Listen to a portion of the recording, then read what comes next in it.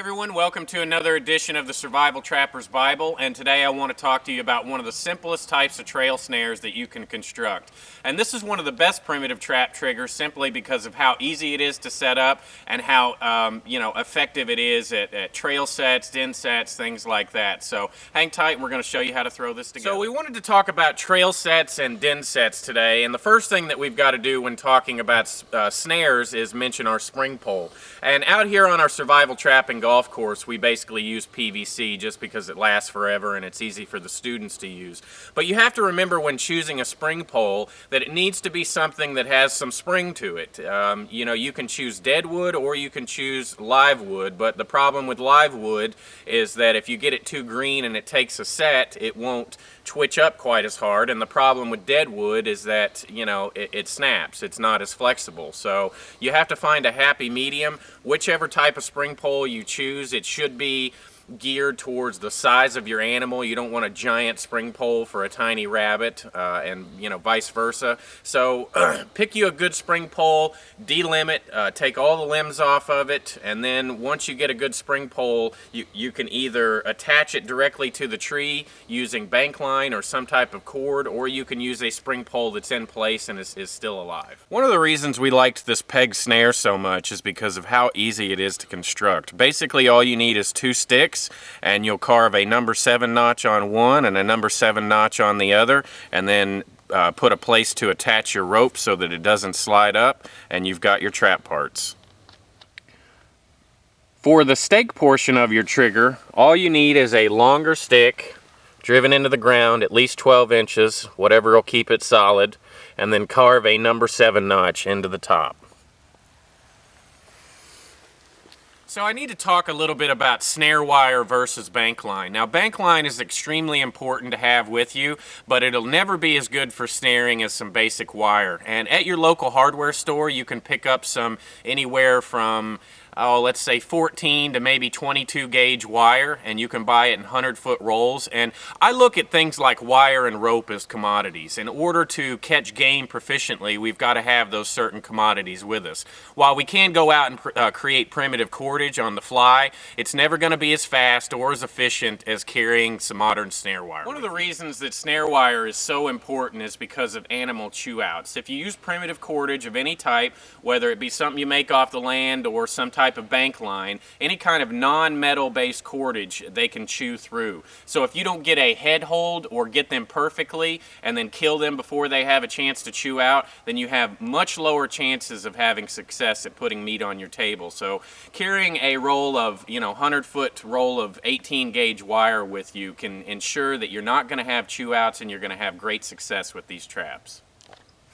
First we have our bank line that is attached all the way up to our spring pole. We've tied it onto our little notch here, and then our snare always goes directly onto our actual trap trigger, and that increases the sensitivity of the overall trap trigger. So in order to set this, all we've got to do is hook our number 7 notches together like that, and the closer you put them to the edge, the more sensitive they are. But when we're setting them, we want to not have them sensitive. Oh, just like that. These things do trigger pretty easily. Always watch your eyes. Spring pole traps can be dangerous. Take one of your eyes out. And we're just setting this up on a little trail or in front of a rotten log here where the animals move through. And you can use funneling, you can funnel off the sides to where they can't go around. And all I've done is taken a small twig here and split it at the end with my knife and use that to hold my snare wire. The beauty of this trap trigger is just how many places you can set it, whether it be in front of dens or on rabbit runs. Just anywhere that you can find animals moving from point A to point B, you can set up this type of trail trigger or den trigger. And the way that it works is very simple. It's just like any other snare out there. The animal is going to walk through the snare, and you could even place some bait or something like that along here. And then they walk out, they have it around their neck, and the height and size of the circle is very important depending on the type of animal that you're going after. And then once they pull the slack out, the snare tightens around their neck. They realize that, they twitch or they jerk, and then it pulls them up off the ground, and you've come back to dinner on a rope.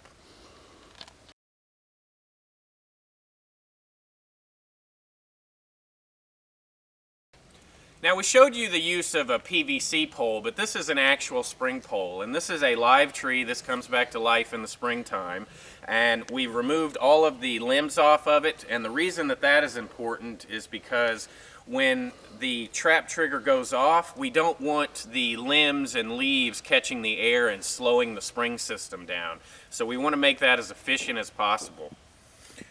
So all you're going to need is basically you find a stick with a branch off of it and you carve a 45-degree angle on one side, and then you make another stick that's exactly like it, except for it has a stake that you drive into the ground that's longer. And essentially, all right, come in. So all you've got to do for this primitive trap trigger is to have two 45s that fit together like that, and if you can't get them to set because of sensitivity, then just rough up the edge with your saw or something along those lines. And then we've got a snare or bank line cord tied directly to, and this is done in a poacher's knot, just like in the coat hanger bird snare video. It's like a locking knot for the snare. And then I've taken and driven these sticks into the ground like this, and that's basically going to be a form for our den set here. And all we're going to do is just kind of place that right inside there, and that trigger is ready to set.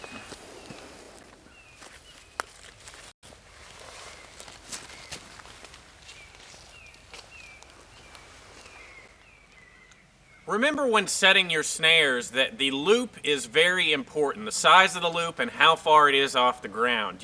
When using anything but snare wire, you want to make sure that you get a neck hold only. So if we were doing it completely primitive, you would want to set your loop up and use funneling in a way to where only the animal's head is going to get caught. And that's going to help you ensure that you have less chew outs with this type of trap. This den set variation is very important, and it's one of my favorite overall trap triggers. There's actually primitive cultures that get most of their meat sources with primitive snares just like this. And they tend to catch rabbits with them, and that's one of my favorite animals to go after with this type of trap trigger. So when setting this up over a den hole, it's very important that you use these sticks in order to keep your snare up off the ground. You don't want to get a leg hold or a body hold. Preferably you want a head hold with bank line like this. If it's snare wire, it doesn't really make a difference. So the animal's either coming or going. He's going to walk into the snare, and all snares work the same way.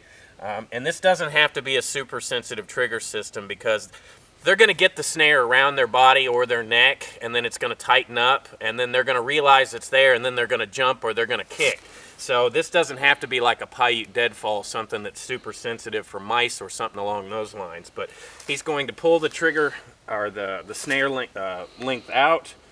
He'll pull on the trigger system, and then it'll jerk him up off the ground just like this. All right, guys, so there we have it. That is the spring pole peg snare, and it's one of the most common trap triggers that you'll see out there, and for good reason. It has a ton of uses. It's extremely simple to carve. You can make a whole bunch of them in no time, and you know, if you put a whole bunch of these out, you're pretty much almost guaranteed success with rabbits and other small game. So as always, we appreciate you guys watching these videos. Make sure you hit the like button and share with your friends, and if you're not a subscriber, please do subscribe. And hey, we appreciate you guys for everything. Thanks for everything that you do for Sigma 3.